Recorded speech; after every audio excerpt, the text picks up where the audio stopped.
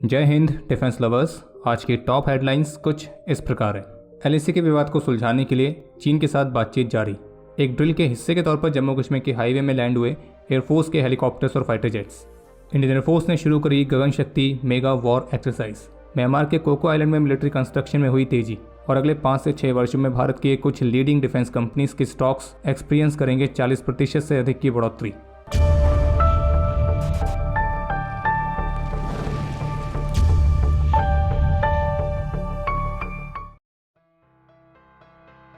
नई दिल्ली में आयोजित की गई आर्मी कमांडर्स कॉन्फ्रेंस के तीसरे दिन भारतीय रक्षा मंत्री श्री राजनाथ सिंह ने सीनियर मिलिट्री लीडरशिप को संबोधित किया है, जिसमें चीफ ऑफ डिफेंस स्टाफ सहित इंडियन आर्म फोर्सेस की तीनों सर्विसेज के प्रमुख शामिल थे। और इस दौरान सीनियर मिलिट्री लीडरशिप द्वारा भारतीय रक्षा मंत्री को इंडियन आर्मी की भविष्य की योजनाओं के बारे में ब्रीफ किया गया। बाकी भारतीय रक्षा मंत्री ने वर्तमान समय की पूरी दुनिया की कॉम्प्लेक्स सिचुएशन पर भी जोर दिया, जिसका प्रभाव ग्लोबली हर किसी पर पड़ रहा है। और उन्होंने हाइब्रिड वॉर जैसे अनकन्वेंशनल और एसिमेट्रिक वॉरफेयर के बारे में भी बात करी है, जो कि भविष्य के कन्वेंशनल वॉर्स का हिस्सा रहेंगे। और cyber, information, communication, trade, finance, ये सभी डोमेन भविष्य के कॉन्फ्लिक्ट का एक अविभाज्य हिस्सा होने वाले हैं। तो इसलिए आर्म्ड फोर्सेस को इन सभी पहलुओं के हिसाब से अपनी तैयारियां करनी है। बाकी नॉर्दर्न बॉर्डर्स की करंट सिचुएशन पर बात करते हुए भारतीय रक्षा मंत्री ने इस बात पर पूरा विश्वास दिखाया है कि जहां एक तरफ हमारे ट्रूप्स पूरी मजबूती से खड़े हैं, वहीं दूसरी तरफ बॉर्डर इश्यूज का शांतिपूर्वक तरीके से समाधान ढूंढने के लिए बातचीत जारी है और वे आगे भी डिसएंगेजमेंट और डीएस्केलेशन को देखते हैं। बाकी आर्मी कमांडर्स कॉन्फ्रेंस के दौरान सीनियर मिलिट्री लीडरशिप के सामने कुछ स्वदेशी इनोवेशंस को भी डिस्प्ले किया गया था। जम्मू कश्मीर में अपनी तरह की पहली इमरजेंसी लैंडिंग फैसिलिटी ड्रिल के हिस्से के तौर पर इंडियन एयरफोर्स के शिनूक और MI-17 हेलीकॉप्टर्स ने जम्मू श्रीनगर नेशनल हाईवे के वानपोह संगम स्ट्रेच पर इमरजेंसी लैंडिंग ड्रिल्स को परफॉर्म किया था। और इस ड्रिल में इंडियन एयरफोर्स के 5 हेलीकॉप्टर्स शामिल हुए थे और ये ड्रिल कल रात को आयोजित की गई थी। जानकारी के लिए आपको बता दें कि जो ये जम्मू श्रीनगर नेशनल हाईवे के वानपोह संगम स्ट्रेच पर इमरजेंसी लैंडिंग फैसिलिटी बनाई गई है, तो ये करीब 3.5 किलोमीटर लंबी है, जिस पर कार्य 2020 में शुरू हुआ था और ये पिछले साल ही पूरा हुआ है। और अब इस पर कल रात को जो ड्रिल कंडक्ट की गई थी, तो इस दौरान एयरफोर्स ने कॉम्प्लेक्स एक्टिविटीज़ को कंडक्ट करने के लिए सिविल एजेंसीज जैसे कि NHAI, डिस्ट्रिक्ट एडमिनिस्ट्रेशन और स्टेट पुलिस के साथ अपने तालमेल को भी प्रदर्शित किया। और बाकी इस दौरान स्मूथ ट्रायल रन को सुनिश्चित करने के लिए रडार्स, टेक्निकल इक्विपमेंट और CCTV कैमरास भी इंस्टॉल किए गए थे। और इस ट्रायल रन में केवल हेलीकॉप्टर्स ही नहीं बल्कि इंडियन एयरफोर्स के सुखोई फाइटर्स और तेजस फाइटर्स भी शामिल थे। और इस ड्रिल के साथ ही जो जम्मू कश्मीर है वो भारत की पहली यूनियन टेरिटरी बनी है जहाँ पे एक ऑपरेशनलाइज इमरजेंसी लैंडिंग फैसिलिटी है, जबकि इससे पहले आंध्र प्रदेश, उत्तर प्रदेश और राजस्थान भारत के केवल यही 3 राज्य थे जहाँ पे इस तरह की इमरजेंसी लैंडिंग फैसिलिटी वर्तमान समय में ऑपरेशनल है। बाकी इनके नाम से मालूम पड़ रहा है कि इन फैसिलिटी का इस्तेमाल इमरजेंसी सिचुएशंस में खास तौर पर किया जाता है, जैसे कि मान लीजिए अगर कोई वॉर जैसी सिचुएशन बनी हुई है और ऐसे में अगर दुश्मन हमारे रनवेज को डिस्ट्रॉय कर देता है, तो ऐसी स्थिति में इन इमरजेंसी लैंडिंग फैसिलिटी की मदद से हम अपने एयर ऑपरेशंस को कंटिन्यू रख सकते हैं। कल सोमवार से इंडियन एयरफोर्स की गगन शक्ति नाम की मेगा एक्सरसाइज की शुरुआत हो चुकी है और इस एक्सरसाइज के दौरान हाई इंटेंसिटी के ऑपरेशंस के लिए एयरफोर्स अपनी कैपेबिलिटीज और प्रिपेयर्डनेस को टेस्ट करेगी। ये एक्सरसाइज 10 दिनों तक चलेगी, जिसमें इंडियन एयरफोर्स देश भर के अपने सभी बेसिस और एसेट्स को मोबिलाइज करने वाली है। और जबकि इस एक्सरसाइज के हिस्से के तौर पर बाकी सर्विसेज के साथ आपसी तालमेल को बढ़ाने पर भी फोकस किया जाएगा और इसी के हिस्से के तौर पर Indian army logistic support provide करते हुए दिखेगी।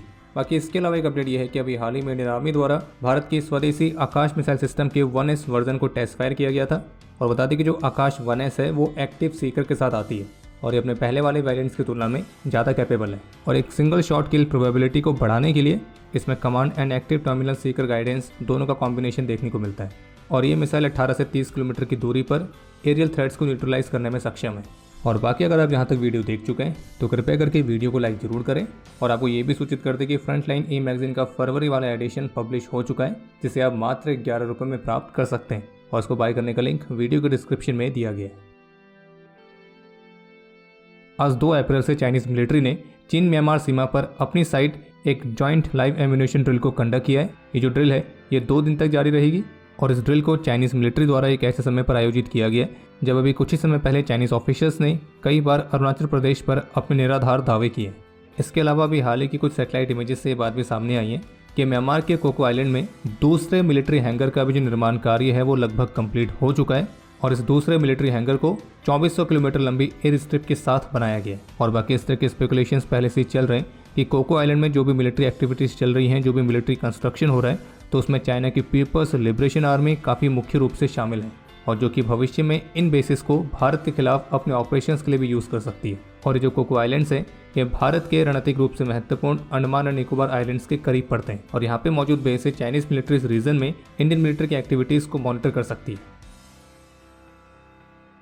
जेफरीज ग्रुप की रिपोर्ट के मुताबिक अगले 5 से 6 वर्षों में यानी कि लगभग फाइनेंशियल ईयर 2030 तक भारत का जो डोमेस्टिक डिफेंस सेक्टर है वो लगभग 13% तक के CAGR रेट को एक्सपीरियंस करेगा।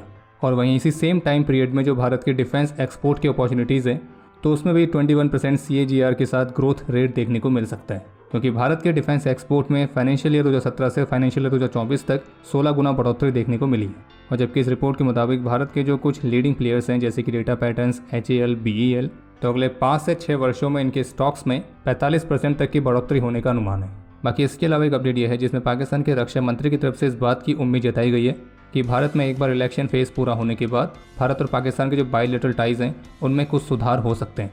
हालांकि वो बात अलग है कि पाकिस्तान को ये उम्मीद तभी करनी चाहिए जब वो भारत के साथ अपने रिश्तों को अच्छा करने के लिए भारत की उस कंडीशन को पूरा करे, और वो कंडीशन है पाकिस्तान में पल रहे आतंकवाद के खिलाफ एक उचित कार्रवाई।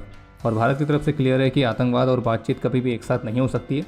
तो ये ऑब्वियस सी बात है कि जब तक कि पाकिस्तान अपने वहाँ मौजूद आतंकवाद के खिलाफ कोई ज़रूरी और पर्याप्त कार्रवाई नहीं करता है तब तक पाकिस्तान को इस बात की उम्मीद कम ही करनी चाहिए कि उसके रिश्ते भारत से कभी सही होंगे। और अब समय है आज के इतिहास का।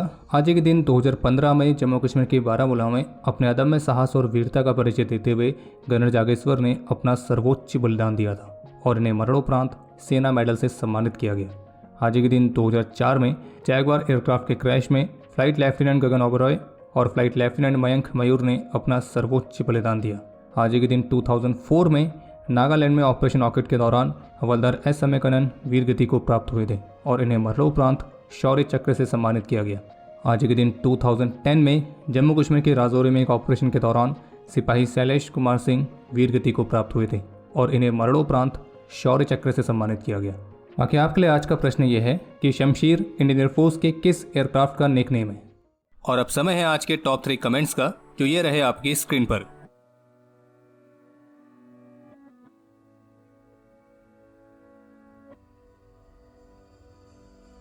तो हमारे आज के इस एपिसोड के लिए इतना ही। उम्मीद है आपको एपिसोड पसंद आया होगा। पसंद आया तो वीडियो को लाइक जरूर करें। कोई भी सुझाव या सवाल हो तो उसके लिए कमेंट सेक्शन ओपन है। और अगर आपने अभी तक डिफेंस स्कॉट की सुपर ऐप को डाउनलोड नहीं किया है तो आज ही डाउनलोड करें और एक्सप्लोर करें डिफेंस की दुनिया को एक अलग तरह से। बाकी जल्द ही मिलेंगे नए एपिसोड के साथ। तब तक के लिए जय हिंद, जय भारत।